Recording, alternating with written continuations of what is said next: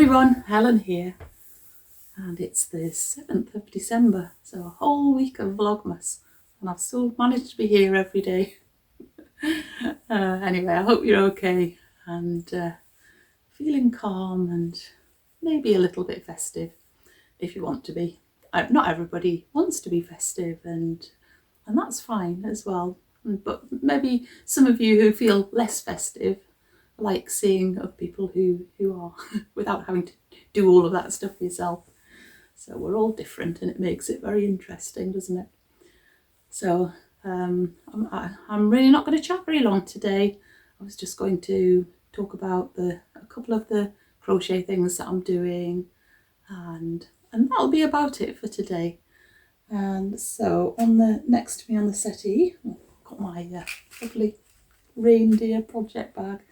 And I'm keeping my Rickarumi crochet advent calendar stuff in there, and also the Instagram Little Bichon crochet mystery thing as well. So I'll show you that first, the Little Bichon one. So, oh yes, I forgot this the last time, didn't I?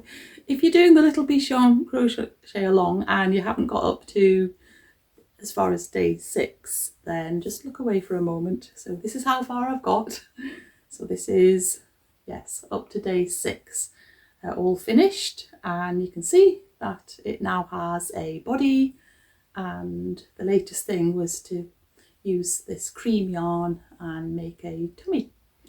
I still don't know what kind of animal it is. I've had a few suggestions, maybe a squirrel, maybe a kangaroo. My mum wondered if it might be a fox. But I really don't know. I think we need a bit more information. Maybe a tail will be the thing, or yeah, I don't know. So I'm really loving this. It's just the right amount of crochet to do. I think this tummy took me under half an hour to get it all finished and sewn on. So that's very, very manageable. So that's you. And then the other thing I was just going to show you today, update you on, is the Rickarumi advent calendar. And if you've been watching every day, you know I've been a bit uninspired by this, but I have finally finished the floppy brown part, which is, I believe, going to be the main part of the gingerbread house. So yeah, I had to make the walls 14 centimeters tall, and I managed to reach that. So that was by the end of day 6, and I have made a start on the day 7, which had a new colour of yarn in it. Ooh, some red yarn, and starting on the roof. It says it's a roof, although to me a red roof doesn't say gingerbread house, so that's interesting. It's more like a toadstool if it's red. But maybe gingerbread houses can have red roofs. I suppose they can, can't they? They've got sweet icing on or something. Anyway, so that's just a little bit of that I've got done. But I think this is supposed to take, well, they don't tell you in the pattern, allow so many days. I think that's what I would like, really. But I think it might take 3 or 4 days of going along, because I did look ahead to see if there was another ball of red, and there is another ball of red coming up.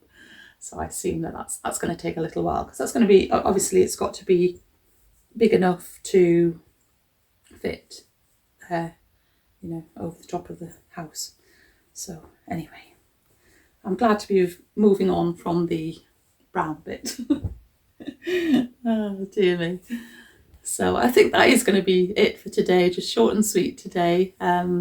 After I've said goodbye to you today, I'm reading from another of my vintage books. Well, I'm leaping forward to 1950.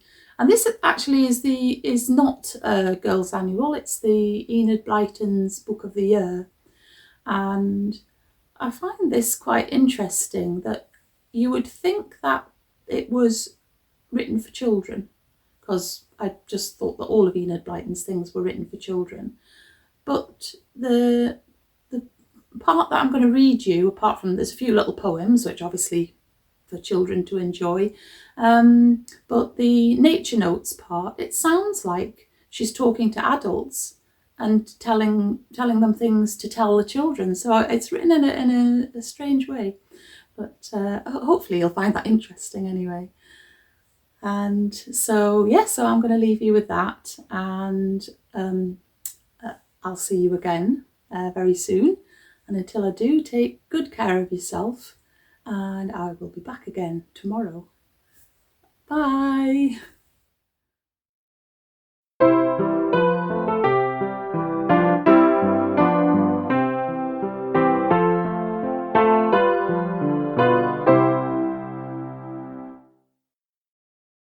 Today I'm going to read to you from Enid Blyton's Book of the Year. And this was a revised edition from 1950, reprinted in 1952. And at the beginning of the December chapter, there's a motto for the month. To thine own self be true, and it must follow as the night the day. Thou canst not then be false to any man. And here's a little selection of poems from the chapter of December. Trees in winter. Elm and chestnut and beech and lime are bare and brown in the winter time. Oak and sycamore, birch and plane have hardly a leaf to catch the rain. Ash and maple and poplar tall haven't a leaf to show at all. But holly and fir and cedar and pine stand up straight in a well-dressed line, and juniper, privet, laurel and yew wear their leaves all the winter through. Maybe they feel the cold, and so they never undress when the chill winds blow. Cold weather. The sky is grey, the wind is cold, the hungry birds are tame and bold. There's ice beside the running river, where the wagtails stand and shiver. Frost climbs up each blade of grass, and every puddle shines like glass. The lane is powdered white with snow, and carefully the horses go, for fear they slip. Within the fold the little lambs are safe from cold. And when we breathe, our breath comes out like steam from any kettle spout. The Little King. Once was born a mighty king, the Lord of heaven and earth, and yet for him no bells did ring, no shouts proclaimed his birth. No carven cradle waited him, no fair and fleecy shawl. His nursery was a stable dim, his cot a manger small. His blankets were the oxen's hay, his nurse his own dear mother. Thus was he born on Christmas Day, the little King, our brother. Christmas Carol. We saw him there, the oxen said, he had our manger for his bed. I perched upon a beam above, he heard me cooing, said the dove. The donkey brayed, so warm he lay, because I gave him all my hay. We came to have a little peep, the hen said, but he was asleep.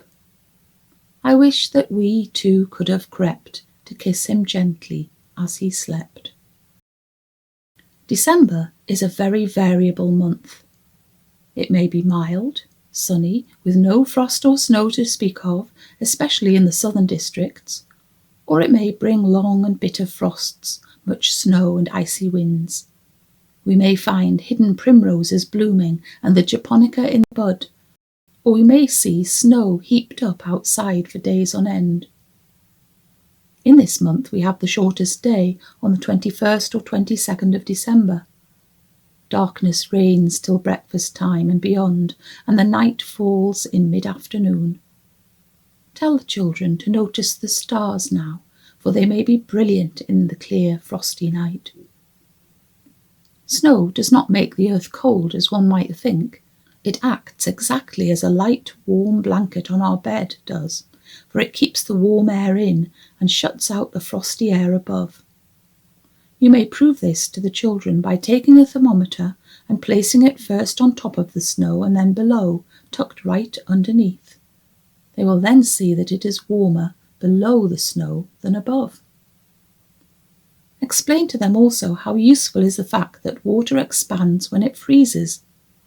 Tell them how the moisture inside big clods of earth expands when it is frozen and forces apart the particles of earth, making the clods powdery and light, beautifully fitted for tilth in the spring. Young seedlings find it easy to grow in earth that has been pulverized by frost. Explain that after a great frost, many cliffs, rocks and banks are broken up, so that landslides happen when the thaw comes. To prove to the children that water expands or takes up more room than before when it freezes, let a child fill a medicine bottle full of water and cork it up tightly. Then put it outside on a tray or newspaper. In the morning, after a frosty night, the children will find the bottle completely smashed by the force of the water freezing and thus needing more room. It could not find it in the bottle, so it burst it. The tray or newspaper makes it easy to collect any bits of glass. Explain from this how it is that water pipes burst during a frost, and then when the thaw comes, water pours from the burst pipes. During a snowstorm, let the children catch snowflakes on a piece of black velvet and look at them through a magnifying glass. They will marvel at the six-sided beauty of the snow crystals. Trees in December. The evergreens are much in evidence again. Point out to the children that they suffer much more than ordinary trees in a heavy snowstorm, for their green spread branches catch and hold the heavy snow and often break with the weight. The leafless trees take only a very little snow on their bare branches. The holly, the yew and the mistletoe are buried now, and the holly especially looks gay and bright with its load of brilliant berries. The mistletoe has pearly green berries, very sticky indeed. The children will like to hear that the mistle thrush often plants the seeds of the mistletoe. He feasts on the sticky berries and then cleans his beak on the branch of a tree. He leaves behind a sticky seed, which in time sends out a sucker into the branch of the tree.